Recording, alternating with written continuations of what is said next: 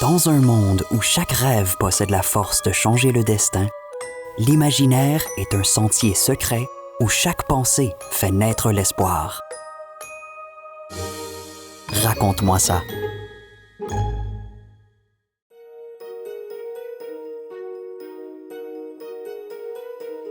Il était une fois une petite sirène du nom de Coraline. Elle vivait au fond de la mer en compagnie de ses 3 sœurs et de leur père, le roi de l'océan.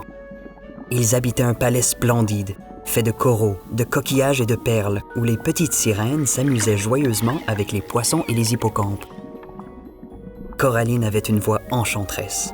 Même les méduses, qui ne s'intéressaient jamais aux sirènes, aimaient l'entendre chanter. Coraline se plaisait bien dans son univers, mais elle rêvait de nager à la surface de l'eau pour voir le ciel. « Je veux voir le soleil, les étoiles et la lune. » dit-elle un jour à son père. « Et je veux surtout voir les êtres humains. Leur vie doit être tellement intéressante. » « Le jour de tes 18 ans, tu pourras aller voir toutes ces merveilles. » répondit le roi. « C'est notre tradition après tout. » Coraline attendit ce moment avec impatience.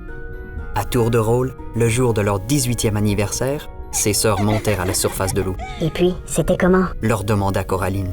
Ses sœurs lui parlèrent des rochers noirs et de la chaleur du soleil. « Et nous avons vu des mouettes aussi, » dirent-elles. « Comme leur cri est triste. Sans doute voient-elles trop souvent des marins se noyer. » Le grand jour vint enfin pour Coraline.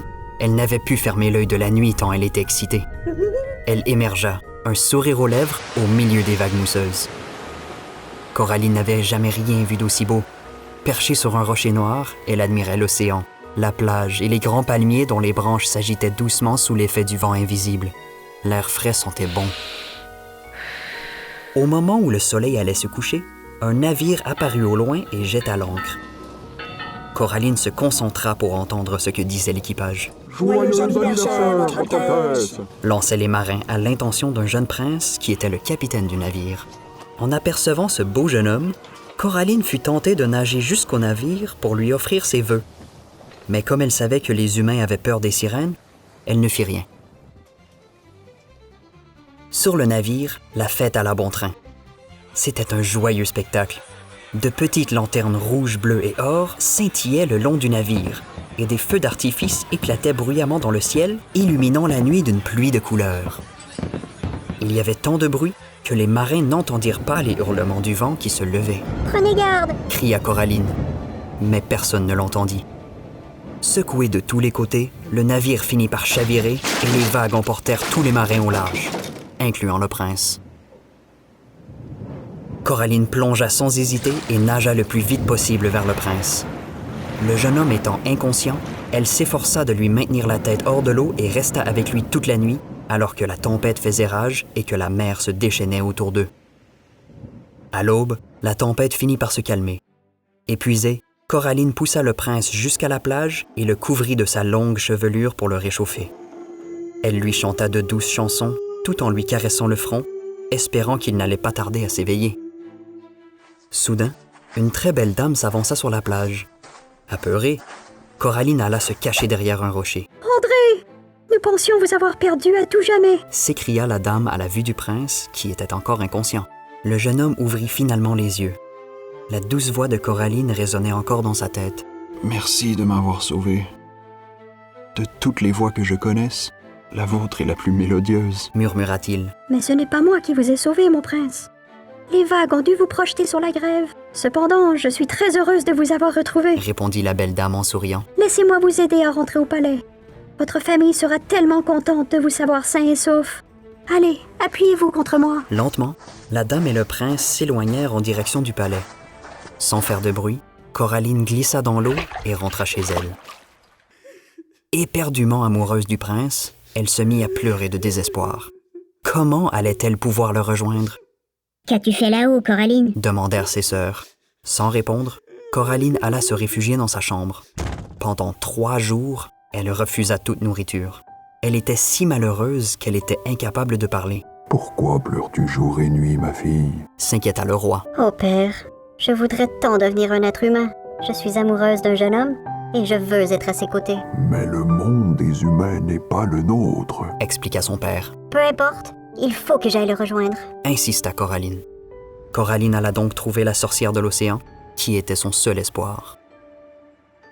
La sorcière de l'océan vivait dans un marais immonde, rempli de serpents. Elle gloussa de plaisir en voyant Coraline s'approcher. « Alors, tu désires devenir un être humain? » dit-elle à la sirène. Oui, et je ferai tout pour cela. Répondit Coraline. « Peux-tu endurer la douleur d'être coupé en deux? C'est ce que tu ressentiras si tu échanges ta queue contre des jambes. » Je supporterai n'importe quelle douleur si je peux marcher sur la terre. Affirma Coraline. « En échange de jambes, tu devras me céder ta jolie voix. » Expliqua la sorcière. Tu ne pourras plus jamais parler. De plus, si ton jeune prince épouse une autre femme que toi, tu ne pourras plus jamais redevenir une sirène et tu mourras. Coraline inclina la tête en signe d'assentiment. Son cœur était à la fois rempli d'espoir, mais aussi de crainte à l'idée qu'elle ne pourrait plus jamais parler. Puis, elle prit la fiole remplie de liquide noir que lui tendait la sorcière. Après avoir fait ses adieux à ses sœurs, à son père, à ses gentils compagnons de jeu, les hippocampes, et au merveilleux paysage aquatique dans lequel elle vivait, Coraline nagea jusqu'à la plage bordant le palais du prince et but la potion magique. Soudain, elle sentit une douleur fulgurante lorsque sa queue se déchirait et elle s'évanouit.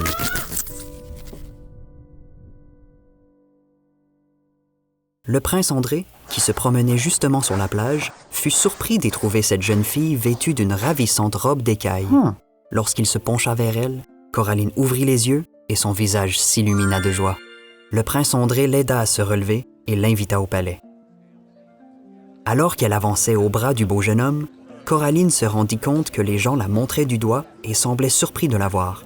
Plusieurs personnes la pressaient de questions auxquelles elle ne pouvait répondre, puisqu'elle avait perdu la voix. Elle se contentait donc de sourire et de s'appuyer au bras du prince. À chaque pas, Coraline souffrait énormément. Mais cela ne l'empêchait pas de marcher bravement. « Avez-vous vu sa robe? » chuchotaient entre elles les dames de la cour. « En quoi est-elle fabriquée? Et ses cheveux qui ondulent en vagues étranges jusqu'à ses chevilles? C'est dangereux, elle pourrait trébucher. »« Elle a l'air un peu trop exotique. » dit une femme en levant le nez. Et elle porte même des coquillages aux pieds. » Coraline, qui excitait la curiosité des gens, fut le sujet de bien des conversations. Le prince André invita Coraline à séjourner au palais aussi longtemps qu'elle le désirerait, et la cour finit par s'habituer à ses étranges manières, comme celle de manger délicatement des salades d'algues de mer. Les semaines passèrent et Coraline était heureuse auprès du prince André. Le jeune homme se montrait d'une extrême gentillesse envers elle. Il la traitait comme si elle était sa sœur cadette.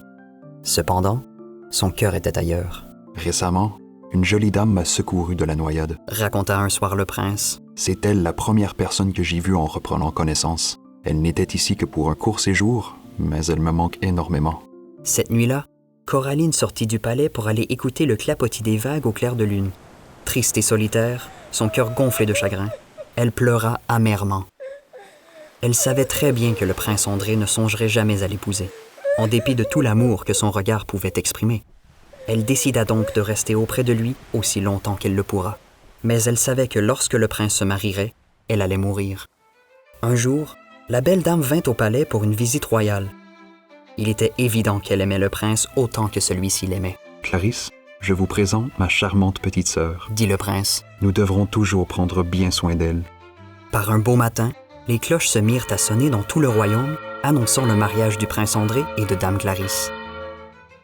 Incapable de supporter la vue de leur bonheur, Coraline prétendit qu'un malaise la retenait au lit. Mais la curiosité l'emporta et elle se joignit aux invités sur le nouveau navire du prince. Ils étaient tous très joyeux. Toutefois, lorsque le prince invita Coraline à danser, il ne put s'empêcher de remarquer qu'elle était troublée. « Quelque chose ne va pas ?» demanda-t-il. Coraline fit un signe de tête, comme pour répondre « Mais non, tout va bien. » Et elle sourit jusqu'à ce que le prince lui rende son sourire. Puis, s'assurant que personne ne l'observait, elle quitta la foule, monta dans une barque et s'éloigna du navire. Soudain, Coraline entendit au loin ses sœurs qui l'appelaient.